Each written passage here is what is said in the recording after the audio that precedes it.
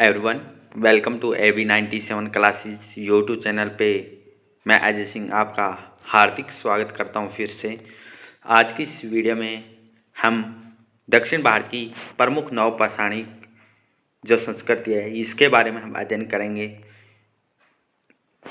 ये जो क्लास हमारी यूजीसी नेट एग्ज़ाम के साथ साथ अदर एग्ज़ाम है जैसे पीजीटी, टीजीटी और असिस्टेंट जो प्रोफेसर है इसके लिए भी ये क्लास हमारी इम्पोर्टेंट रहने वाली है।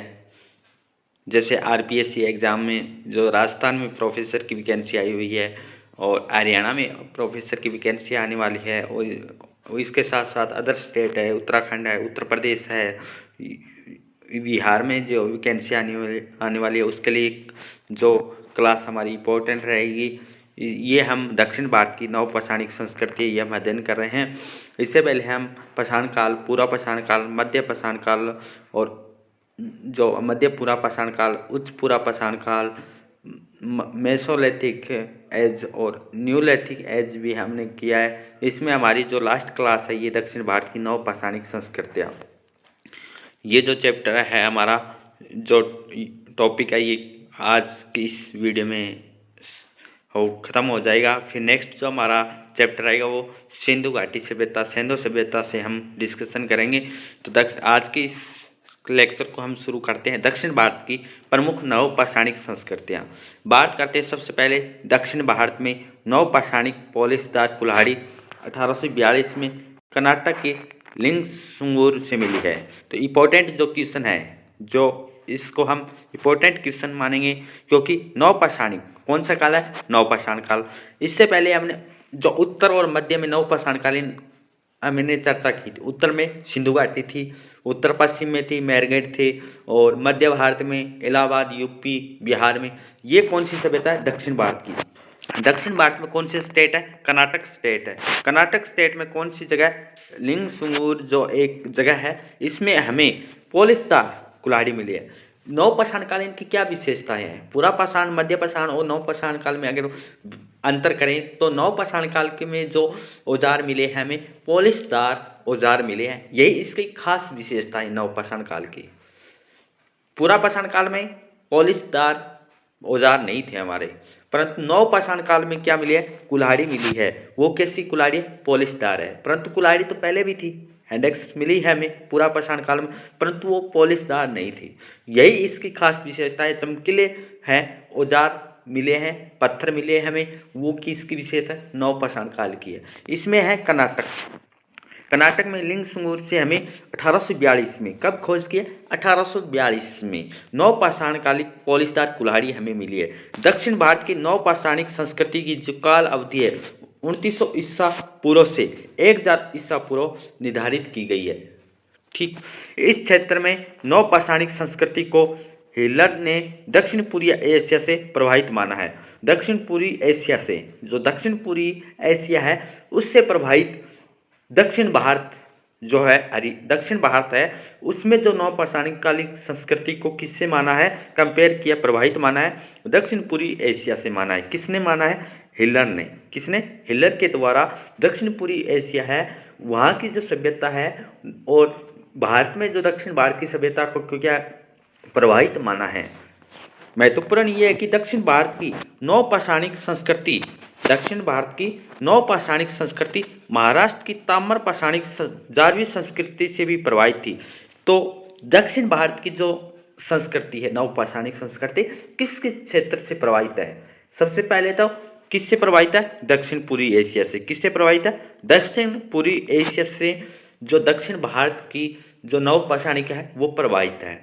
दूसरी है महाराष्ट्र में कौन सी है? जारवी संस्कृति है। ये हम नेक्स्ट क्लास में हम अध्ययन करेंगे। जो हमारा जो चैप्टर रहेगा अगला उसमें हम जानेंगे कि जारवी संस्कृति है, मालवा संस्कृति है, ये कौन सी है, उससे कौन से प्रभावित है। तो इसमें महाराष्ट्र की एक ताम्रपाषाणिक संस्कृति है, इसमें जो कौन सी है? जारवी संस्कृति से प्रभावित कौन सी है?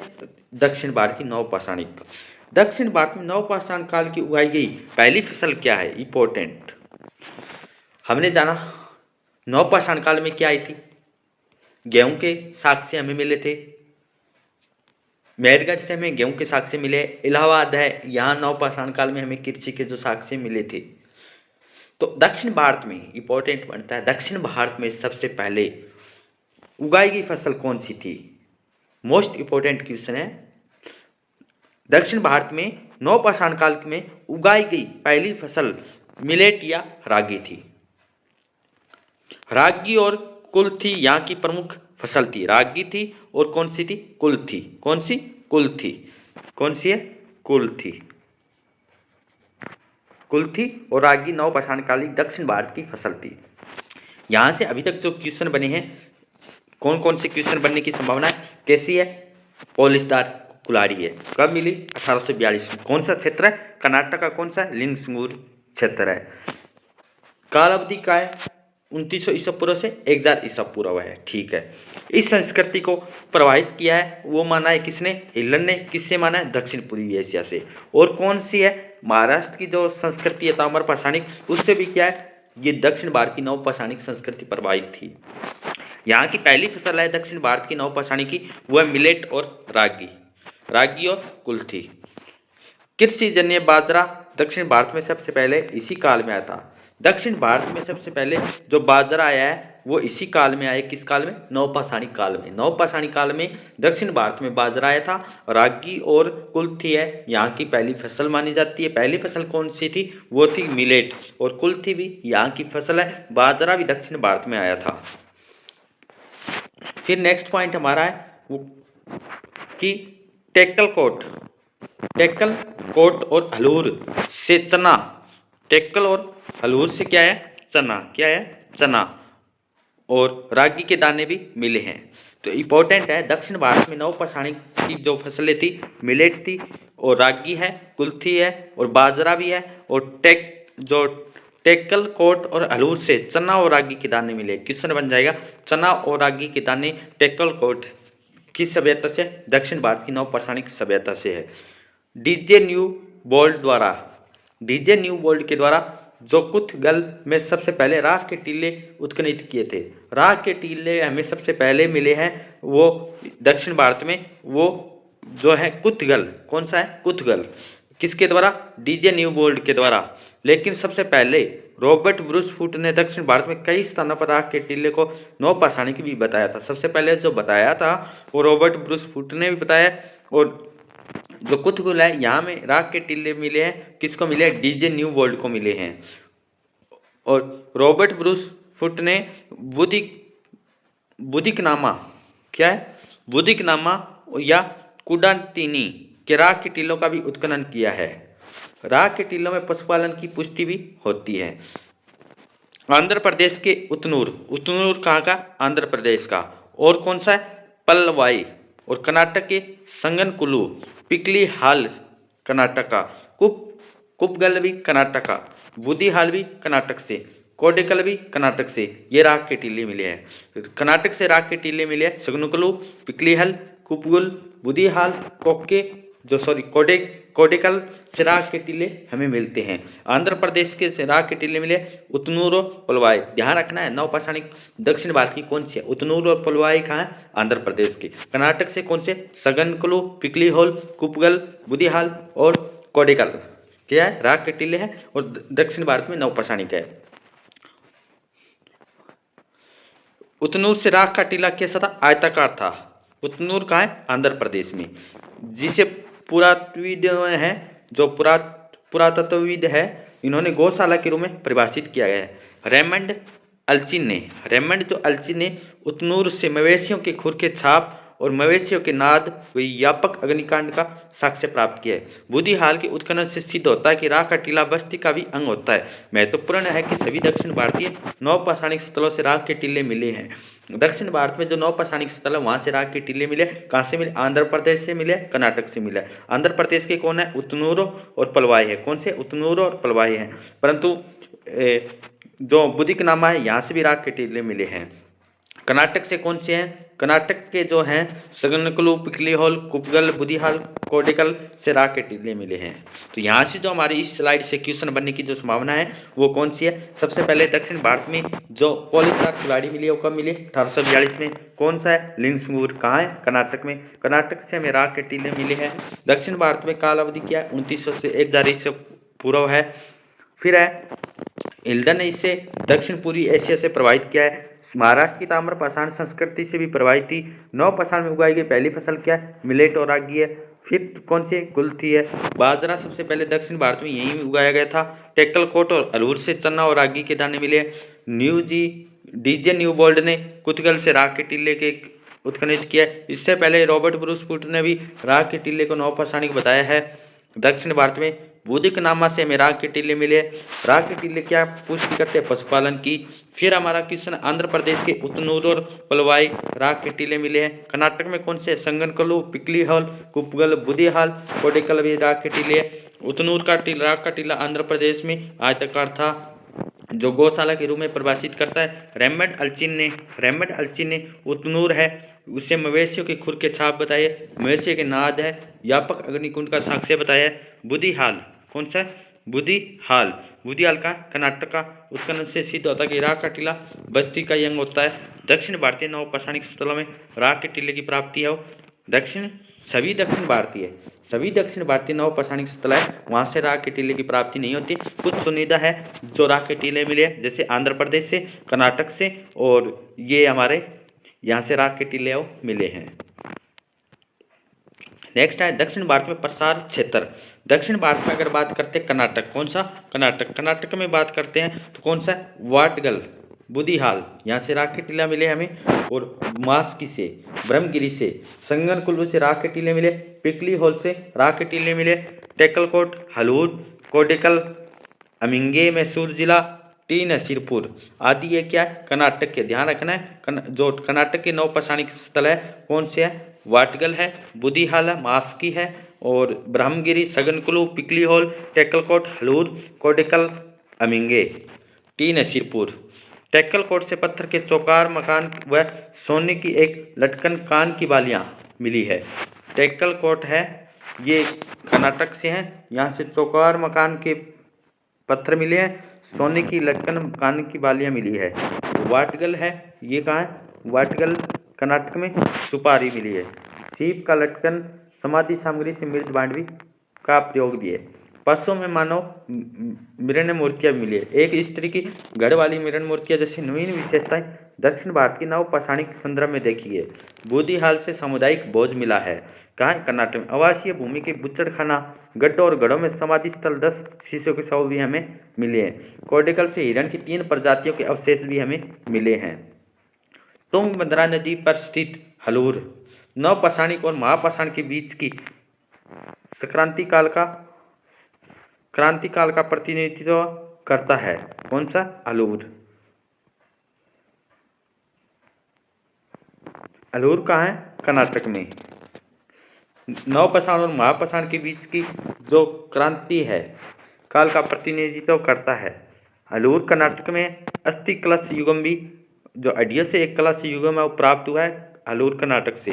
ब्रह्मगिरी, संगनकुलू, पिकलीहोल से शाही बस्तियों के साक्ष्य हमें मिलते हैं। शाही बस्तियों के साक्ष्य ब्रह्मगिरी, संगनकुलू और पिकलीहोल से मिलते हैं। ये कर्नाटक के ही हैं। ब्रह्मगिरी, मास्की तथा पिकलीहोल से ऐसे मृदबाण मिले जिन पर चित्रकारी भी की गई है। ब्रह्मगिरी से वयस्कों को लिटाकर और बच्चों को जार में डालकर दफनाया गया है। मास्की में चट्टानों की आकृतियां बनाने शैल चित्रों के उदाहरण हैं। आंध्र प्रदेश, उतनूर आंध्र प्रदेश राग का टीला। नागार्जुन कोंडा, पलवाई, सिंगनपल्ली यहाँ के प्रमुख स्थल है। तमिलनाडु पेम्मेपल्ली यहाँ का प्रमुख स्थल है। नवपाषाणी युग की जीवन की विशेषता क्या है? हर एक विशेषता हमने देखी। जैसे पूरा पाषाण प्रगति पर निर्भर थी, मध्य पाषाण में धीरे धीरे शिकार है पशुपालन की तरफ ध्यान दिया।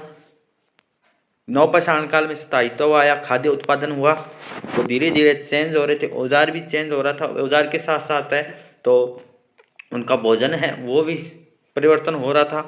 नवपाषाण काल में कृषि, पशुपालन और मिट्टी के बर्तनों का निर्माण प्रारंभ हुआ। नवपाषाण काल में क्या है, कृषि भी है, पशुपालन भी है और मिट्टी के बर्तनों का प्रयोग भी किया जाने लगा था। कांस्य काल की सभ्यताओं के उद्देश्य विकास के लिए उपयुक्त पृष्ठभूमि का निर्माण नवपाषाण काल की अर्थव्यवस्था ने किया था।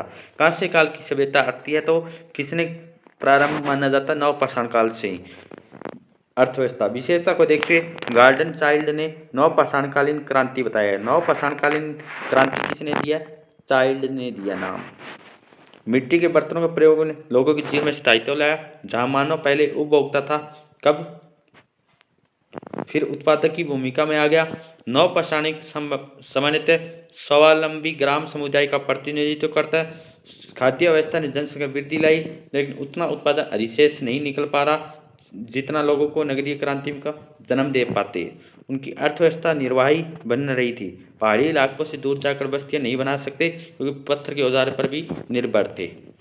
भीमबेटका क्या है, भीमबेटका स्थित मध्य प्रदेश रायसेन जिला में है।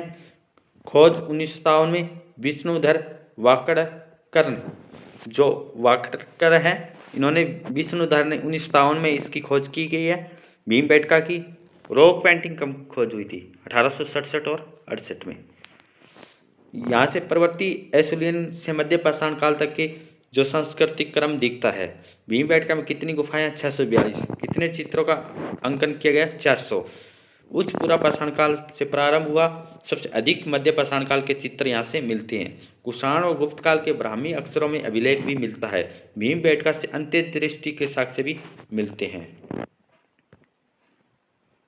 सिंधु सभ्यता के बारे में हम नेक्स्ट क्लास में हम अध्ययन करेंगे। आज की इस क्लास को हम यहीं विराम करते हैं। इसमें हमने जो पाषाण काल थे, क्या थे, पाषाण काल। पाषाण काल में हमने जाना पाषाण काल में हमने क्या पढ़ा है। पाषाण काल के बारे में बात करें तो सबसे पहले पाषाण काल को कितने भागों में बांटा था। पाषाण काल को 3 भागों में बांटा था। पूरा पाषाण काल, मध्य पाषाण काल और नवपाषाण काल। पूरा पाषाण काल को भी 3 भागों में बांटा गया। निम्न पूरा पाषाण काल, मध्य पूरा पाषाण, उच्च पूरा पाषाण काल, मध्य पाषाण काल और नवपाषाण काल। इसकी क्लास हम प्रॉपर रूप से हम अध्ययन कर चुके हैं। यहाँ से जो हमारे क्वेश्चन बनने की जो संभावना है वो है इनके स्थल से। किससे, इनके स्थल से, इनके औजार से। इनकी क्या विशेषता है, क्या विशेषता है, किसने क्या बात कही है, कौन से इंपॉर्टेंट पॉइंट है, कौन से जो इनके बारे में क्या कह रहा है, क्या नहीं कह रहा, कौन से पशुपालन के साक्ष्य कहाँ मिले हैं, राख के टीले के साक्ष्य कहाँ मिले हैं, कौन सा औजार है जो दोनों में मिला है, तीनों सभ्यताओं में मिले हैं। तो ऐसे क्वेश्चन बनने की संभावना है। तो आज इस क्लास को हम विराम करते हैं। Thank you all of you. जय हिंद, जय भारत।